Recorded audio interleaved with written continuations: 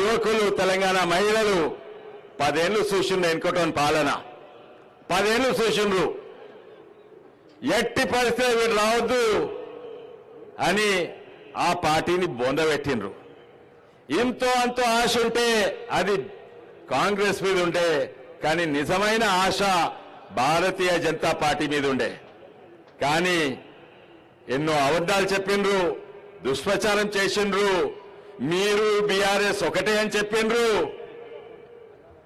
ఓడిపోయే ప్రతి ఎలక్షన్లో ఓడిపోయే కాంగ్రెస్ పార్టీ డిపాజిట్లు లేకుండా ఓడిపోయే కాంగ్రెస్ పార్టీ లాస్ట్ 2 వారాలలో అబద్ధాలు చెప్పి తప్పు మేనిఫెస్టోలు చెప్పి 6 గ్యారెంటీలు ఇచ్చి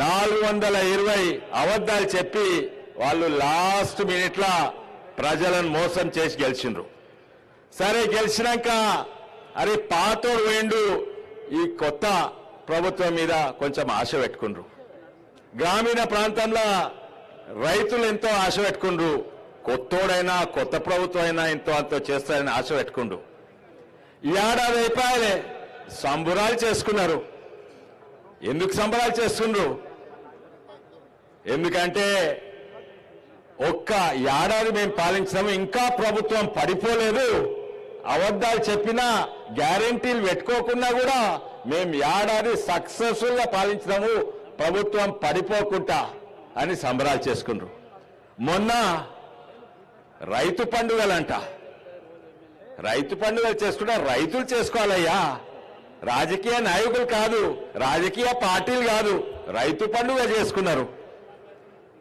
రైతుల ఇంట్లో దుఃఖం ఉంటే మీరు పండుగ ఎట్లా చేసుకుంటారు మీరు ఆ 6 గ్యారెంటీలు జ్ఞాపకం ఉన్నాయా రైతాంగానికి ఏం చెప్పిండ్రు రుణమాఫీ చేస్తా అన్నారు డిసెంబర్లో అన్నారు డిసెంబర్ అంటే ఈ డిసెంబర్ కాదు పోయిన డిసెంబర్లా తర్వాత జనవరి అన్నారు మార్చ్ అన్నారు ఇంకా ఎలక్షన్స్ కానన్నారు బడ్జెట్ కానన్నారు నెల నెల నెల ఇప్పుడు ఎంతవరకు చేసిండ్రు 50% కూడా చేయలేదు అయితే అది అమలైనట్ట కాలేదు ఫెయిల్ తర్వాత రైతాంగానికి మద్దతు ధర సరిపోతలేదు మీకు 500 రూపాయలు ఇస్తా ఇచ్చిండ్రా 500 రూపాయలు లేదు గీ బియ్యంకి ఇస్తా గా బియ్యంకి ఇయ్యము గీ వడ్లకి ఇస్తా గా వడ్లకి ఇయ్యము ఈ జిల్లాలు ఇస్తా ఆ జిల్లాలు ఇయ్యము ఇచ్చిండ్రా లేదు ఫెయిల్ మళ్ళా రైతు భరోసా ఏమైందయ్యా అది కూడా ఫెయిల్ ఈ రోజు రైతాంగం ఇంతో అంతో తృప్తిగా ఏమో నడుస్తుంటే అది 200% మోడీ ప్రభుత్వం వల్ల 25,000 కోట్లు మోడీ ప్రభుత్వం ఇక్కడ ఇచ్చి ఓట్లు కొంటున్నందుకే ఇంతో అంతో రైతులు బతకగలుగుతుండ్రు 2,400 రూపాయల యూరియా 300కి ఇస్తే అంటే 90% ఇచ్చినందుకే రైతులు బతకగలుగుతుండ్రు ఈ రోజు రైతులు బతుకుంటున్నారంటే అది కేవలము అది కేంద్ర ప్రభుత్వము మోడీ ప్రభుత్వం వల్లనే మల్ల ధైర్యం అంటారు కేంద్రం ఏం చేస్తలేదు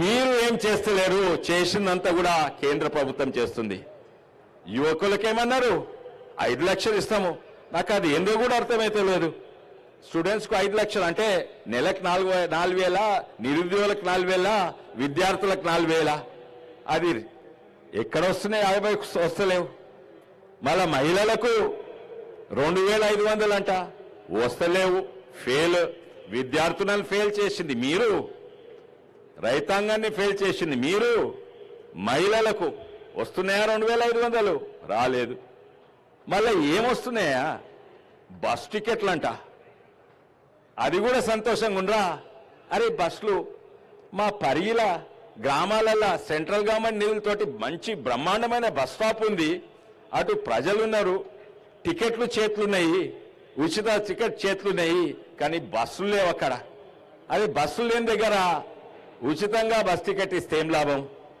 ఊర్లలో ఒక బస్సు 4 ట్రిప్ చేసేది ఇప్పుడు 1 ట్రిప్ చేస్తుంది అది కూడా ఫెయిల్ ప్రతి దాంట్లో ఫెయిల్ అయ్యి ఇప్పుడు పండుగ చేసుకుంటే రాజకీయ పండుగ ఎందుకంటే 1 year ఆఫ్ సర్వైవల్ తాలియా బజావ్ ఖుషి మనావ్ అంటే మంచిదే నేను కూడా కంగ్రాచులేషన్స్ చెప్తాను ముఖ్యమంత్రి గారికి ఏడాది పాలన అయిపోయింది, ఇంకా అట్లే ఉన్నారు. కంగ్రాచులేషన్స్. కానీ ప్రజలను లేకుంటే మీరు మిమ్మల్నే మోసం చేసుకోకండి. ఏంటంటే ఇది రైతు పండుగ, ఇది విద్యార్థుల పండుగ, ఈ పండుగలని మోసం చేసుకోకండి. మొన్ననే దిశ మీటింగ్ అయింది. అందులో ఎంపీలే చైర్మన్ ఉంటారు. ప్రతి ఒక్క డిపార్ట్మెంట్ రివ్యూ చేయాలి, మున్సిపాలిటీలను కూడా రివ్యూ చేయాలి. మున్సిపాలిటీలను రివ్యూ చేసినప్పుడు అడిగినాం ఏంటంటే, అన్ని మున్సిపాలిటీలను చేస్తాము, మీకు మున్సిపాలిటీకి నిధులు ఎంత వస్తాయి, మీ ఖర్చులు ఎంత, రాష్ట్ర ప్రభుత్వం ఎంత ఇస్తుంది, కేంద్ర ప్రభుత్వం ఇస్తుంది, మన ప్రజలు కట్టే మున్సిపల్ ట్యాక్స్ ఎంత ఇస్తుంది. ఒక్క మున్సిపాలిటీ అన్ని మున్సిపాలిటీకి కట్టే కానీ ఒక్క మున్సిపాలిటీ సంఖ్య ఆదుకునేది. మొన్న వికారాబాద్ మున్సిపాలిటీలా ప్రజలు కట్టే పన్నులు అంటే హౌస్ ట్యాక్స్లు, మన దుకాణ పన్నులు, ట్రేడ్ లైసెన్స్ రెండు కలిసి 9 కోట్లు వస్తాయి. దానికి మ్యాచింగ్ గ్రాంట్ రాష్ట్ర ప్రభుత్వము కనీసం 9 కోట్లు ఇవ్వాలి. 2 ఏళ్ల సంది పాత ప్రభుత్వం వస్తలేదు, కొత్త ప్రభుత్వం వస్తుంది. 2 ఏళ్ల సంది రాష్ట్ర ప్రభుత్వం ఎంత ఇస్తుంది? 0. మళ్ళా పైసలు వచ్చేటివి ఎక్కడన్నాయట, ఖర్చులు ఉన్నాయి కదా అంటే, ఎందుకంటే వాళ్లకు బాకీ ఉన్నారు. ఎలక్ట్రిసిటీ డిపార్ట్మెంట్కి బాకీ ఉన్నది ఆందానేమో 9 కోట్లు, ఎలక్ట్రిసిటీ డిపార్ట్మెంట్కు బాకీ ఉన్నది 8 కోట్లు. మళ్ళీ ఎట్లా నడిపిస్తుందయ్యా అని అడిగితే మున్సిపల్ కమిషనర్ను, ఎట్లా నడిపిస్తుందంటే కేంద్ర ప్రభుత్వం అమృత్ స్కీమ్ కింద 12 కోట్లు శాంక్షన్ అయినాయి, 6 కోట్లు వచ్చినాయి, ఇంకా 6 కోట్లు రేపో ఎల్లుండి వస్తాయి. అదే కాక 15th ఫైనాన్స్ కమిషన్ నుంచి 3 కోట్లు వచ్చినాయి, ఇంకా 3 కోట్లు రేపు నెల లోపటి వస్తాయి. అంటే ఏమన్నట్టు, ఈ రోజు వికారాబాద్ మున్సిపాలిటీ నడుస్తుందంటే మనం ప్రజలు కట్టిన ట్యాక్స్లు, కేంద్ర ప్రభుత్వం నుంచి వచ్చే అమృత్ స్కీము, మళ్ళీ ఇది రాష్ట్రము 0 ఇస్తుంది. ఇది వికారాబాద్ ఉదాహరణకు చెప్పింది, కానీ ప్రతి మున్సిపాలిటీ ఇదే పరిస్థితి. ఇప్పుడు ఎంత ధైర్యం ఉంది అంటేందుకు, రోడ్లు వేస్తే అవి సిఆర్ఎఫ్ ఫండ్స్ నుంచి వస్తాయి, సెంట్రల్ రోడ్ ఫండ్ నుంచి. లేకుంటే స్కూల్కు కాంపౌండ్ వాళ్ళు బాత్రూమ్ కలితే అది ఎంఎన్ఆర్ఈ, అది సెంట్రలే. ప్రభుత్వం దగ్గర చిప్ప ఖాళీ, బ్యాంక్రప్ట్ అయిపోయిన ప్రభుత్వము ఇప్పుడు అంటారు పండుగలు చేసుకుంటున్నారు, మీ నుంచి కేంద్రం ఏం చేస్తలేదు. ప్రతి ఒక్కటి కూడా ఈ రోజు తెలంగాణ నడుస్తుందంటే కేంద్ర ప్రభుత్వం నిధుల వల్లనే నడుస్తుంది.